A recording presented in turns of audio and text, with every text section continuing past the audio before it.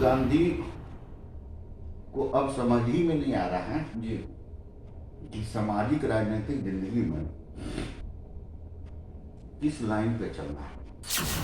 विपक्ष का काम है बोलना। दुनिया सराह रही है बजट को। जो भारत को एक नई उछाल देने के दृष्टिकोण से यह बजट है।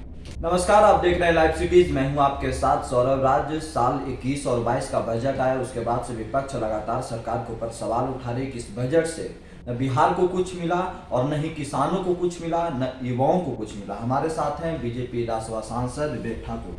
सर, जिस तरीके से जो बजट आया, विपक्ष आप लोगों के ऊपर सवाल उठा रही है, लेकिन इस बजट में किसानों के लिए कुछ है, न युवाओं के लिए, न रोजगार के लिए, और खासकर बिहार के लिए कुछ भी नहीं है। देखिए, ऐसा है जी कि ये सामान्य समय का बजट नहीं।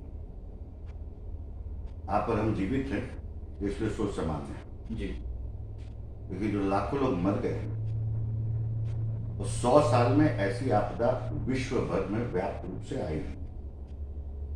तो भारत का नेतृत्व है जी जिसका कि पूरे भारतीयों को कदरदान होना चाहिए कि और दुनिया में लोहा मार कि जिस तरह से हमने इसको देखा है।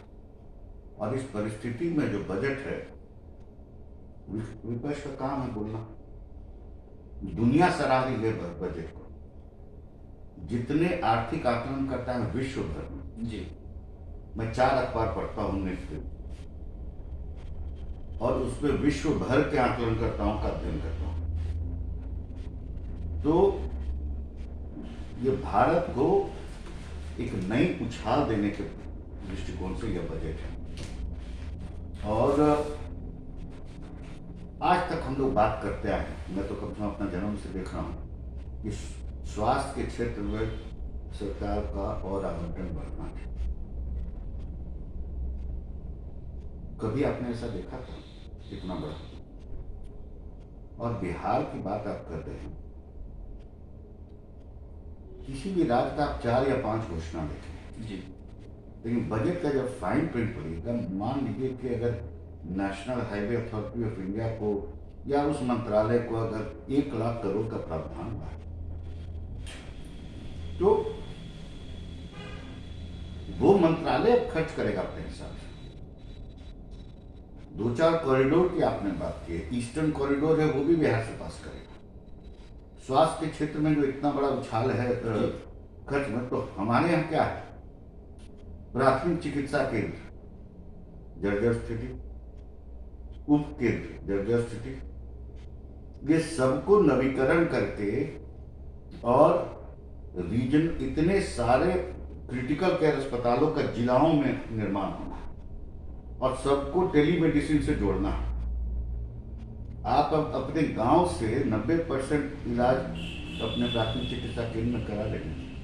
इससे सहज जिंदगी क्या हो सकता है प्रयास किसी भी सरकार। लेकिन विपक्ष सर, चाहे राहुल गांधी हो चाहे तेजस्वी यादव ने यहाँ तक कहा कि बिहार को न इंफ्रास्ट्रक्चर के लिए कुछ मिला, न विद्यालय के लिए, न कॉलेज के लिए।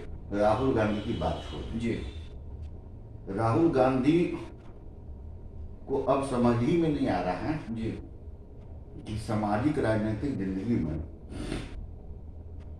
किस लाइन पे चलना है।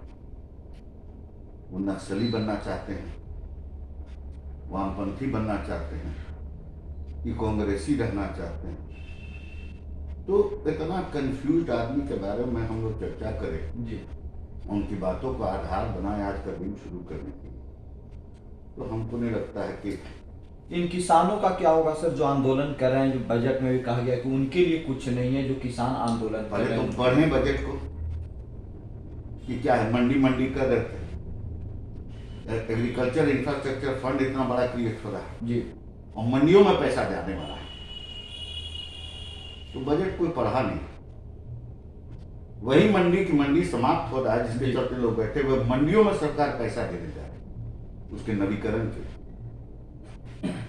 तो अद्भुत बजट है जी और आप देख ही रहे हैं कि रोज किस तरह से हो रहा है। इतना बड़ा भारत का खर्चा रहता है डिफेंस के क्षेत्र में, विदेश से आयात का। अब आत्मनिर्भर भारत की ओर कितने तेजी से बढ़ रहा है। तेजस हवाई जहाज जो भारत बड़ा, उसकी नई पीढ़ी भी तैयार हो गई। भारत सरकार ने अपना जरूरत के हिसाब से ऑर्डर दिया है। अब कई देश खड़े हैं कि हमको भी चाहिए आपका जहाज।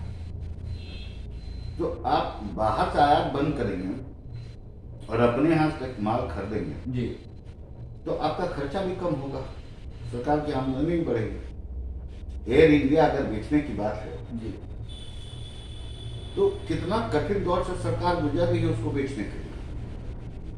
एक जहाज पे अगर चलाने के लिए, संचालन के लिए निजी कंपनी इंडिगो हो, कोई हो, तो 250 से 400 कर्मचारी होते हैं। एयर इंडिया को तो कांग्रेस की सरकार ने तो अपना जहाज जैसे कि गैराज में लगाते उस तरह से माना, कोई आर्थिक उसका प्रबंधन के तहत कुछ काम किया नहीं। एक जहाज पे, एयर इंडिया पे अंतोगत्वा एक समय में 2700 व्यक्ति का भारी किया। ये कौन सा अर्थव्यवस्था का इंतजाम? चलिए, एक अंतिम प्रश्न, छोटा सा प्रश्न है सर, ये आंदोलन का क्या हुआ? क्या सरकार कुछ इसके ऊपर प्लान कर रही है, कुछ बातचीत हो रहा है देखिए, सर? आंदोलन सरकार तो बातचीत कर ही रही है। जी प्रधानमंत्री जी ने कहा है कि बातचीत के लिए सरकार तैयार है, आगे भी। जी लेकिन क्या है कि इसमें अब कैप्टन अमरेंद्र सिंह कर रहे हैं कि वामपंथी इसमें घुस गए। जी आज नक्सलाइटों ने अपना स्टेटमेंट जारी किया है, CPI-ML ने, माओइस्ट ने, कि हाँ हम इसमें पूरी तरह से हैं। पहले चर्चा होता था कि इनको ऐसे मत बोलिए, वैसे मत बोलिए। आज उन्होंने अपना बुलेटिन जारी कर दिया। तो एक ऐसी ताकत तो कहीं ना कहीं भारत में लगी हुई है कि भारत प्रगतिशील रास्ते पे जो चल रहा है, जी बुनियादी चीजों को ठीक करते हैं, तो ये एक ताकत है जो लगी हुई है कि ऐसा बहुत कुछ ना हो। तो हर चीज में इस तरह का कंफ्यूजन आप देखिए, ये भी जल्दी सटक जाएगा, जी मुझे पूरा उम्मीद है। चलिए, शुक्रिया सर, थैंक यू।